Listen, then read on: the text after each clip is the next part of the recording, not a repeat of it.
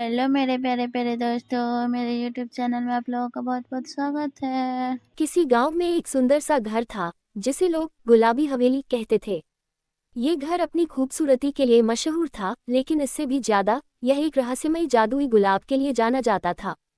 ये गुलाब सालों से हवेली के बगीचे में खिला हुआ था, लेकिन इसकी खुशबू और सुंदरता कभी नहीं मुरझाती थी। इस गुलाब के पीछे एक अनोखी कहानी थी जो पीढ़ियों से चली आ रही थी। गुलाबी हवेली का इतिहास। गुलाबी हवेली बहुत पुरानी थी। इसे राजा विक्रम सिंह ने अपनी प्रिय रानी मधुबाला के लिए बनवाया था।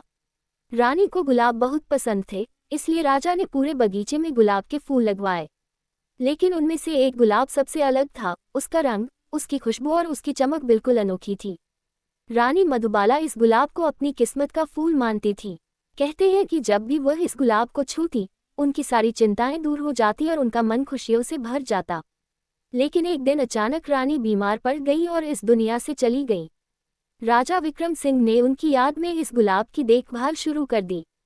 उन्होंने इसे अपने जीवन का सबसे महत्वपूर्ण हिस्सा बना लिया। जादुई गुलाब का रहस्य। समय बीतता गया, राजा भी दुनिया छोड़कर चले गए, लेकिन गुलाब हमेशा वैसा ही बना रहा, खिला हुआ, सुगंधित और चमकदार। गांव के लोग कहते थे कि इस गुलाब में रानी की आत्मा बसती है, इसलिए ये कभी नहीं मुरझाता। एक दिन हवेली के नए मालिक आदित्य और उसकी पत्नी नंदिनी वहां रहने आए। वे इस हवेली के इतिहास से अनजान थे।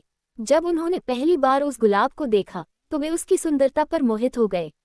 लेकिन जैसे ही नंदिनी ने उसे छूने की कोशिश की, एक रहस्यमयी हवा चली और उसे अजीब सा महसूस हुआ। उस रात नंदिनी को एक सपना आया। उसने देखा कि एक खूबसूरत महिला सफेद साड़ी में खड़ी है और कह रही है, इस गुलाब को सच्चे दिल से प्यार करने वालों के लिए यह वरदान है, लेकिन जो इसे नुकसान पहुंचाने की कोशिश करेगा उसे इसका श्राप झेलना पड़ेगा। गुलाब की शक्ति का प्रमाण। सुबह नंदिनी ने अपने पति को यह सपना सुनाया, लेकिन आदित्य ने इसे सिर्फ एक कल्पना माना। एक दिन हवेली के एक नौकर ने लालच में आकर उस गुलाब को तोड़ने की कोशिश की। जैसे ही उसने गुलाब को छुआ, एक तेज आंधी चली और वह अचानक जमीन पर गिर पड़ा। उसके शरीर में कंपन होने लगा और वह कुछ भी बोल नहीं पा रहा था। गांव के बुजुर्गों को जब ये पता चला तो उन्होंने कहा, ये जादुई गुलाब है, इसे सिर्फ प्रेम और श्रद्धा से ही छू सकते हो।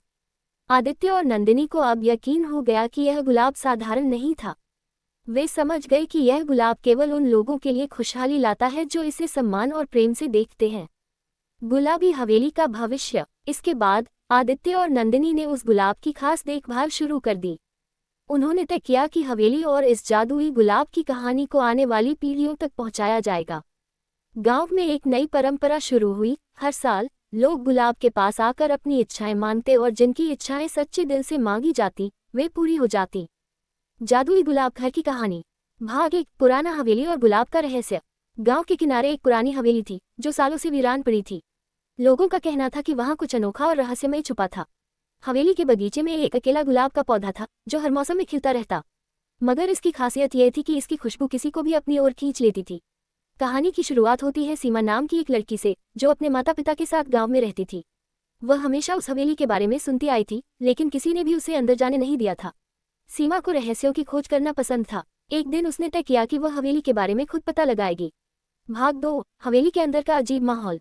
एक शाम जब सूरज ढलने लगा, सीमा चुपचाप हवेली के अंदर दाखिल हो गई। हवेली के अंदर अजीब सी ठंडक थी और हर तरफ जाले लगे थे। मगर सबसे चौंकाने वाली बात थी बगीचे का गुलाब का पौधा, जो पूरे कमरे को रोशनी से भर रहा था।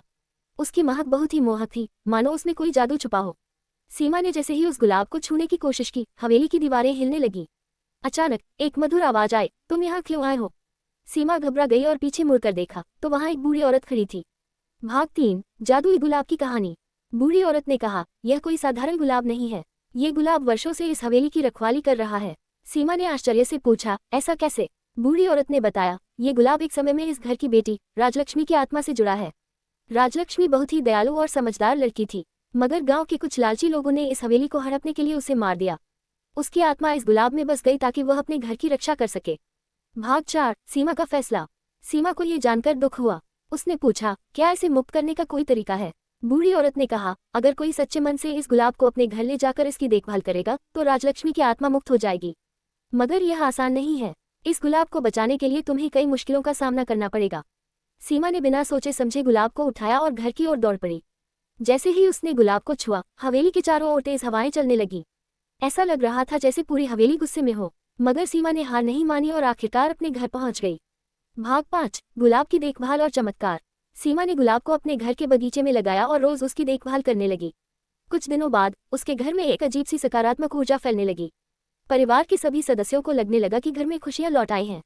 एक दिन सीमा के सपने में राजलक्ष्मी आए और मुस्कुराकर कहा, तुमने मुझे मुक्ति दी, अब मैं चैन से जा सकती हूँ। सुबह जब सीमा उठी तो गुलाब की महक पहले से भी ज्यादा सुगंधित थी। गांव वालों को जब इस चमत्कार के बारे में पता चला तो उन्होंने सीमा को धन्यवाद दिया और हवेली के श्राप से मुक्त होने का जश्न मनाया। निष्कर्ष, सीमा की बहादुरी और सच्चाई ने न केवल एक आत्मा को शांति दी बल्कि पूरे गांव को भी एक नया जीवन दिया। उस दिन के बाद हवेली को फिर से संवार दिया गया और गुलाब का पौधा सीमा के घर में हमेशा महकता रहा। ये कहानी हमें सिखाती है कि सच्चे मन और अच्छे कर्मों से हम किसी भी मुश्किल को पार कर सकते हैं और चमत्कार कर सकते हैं। वीडियो अच्छी लगे तो प्लीज़ वीडियो को लाइक और शेयर कीजिएगा, चैनल को सब्सक्राइब कीजिएगा। वीडियो देखने के लिए बहुत बहुत धन्यवाद आप लोगों को।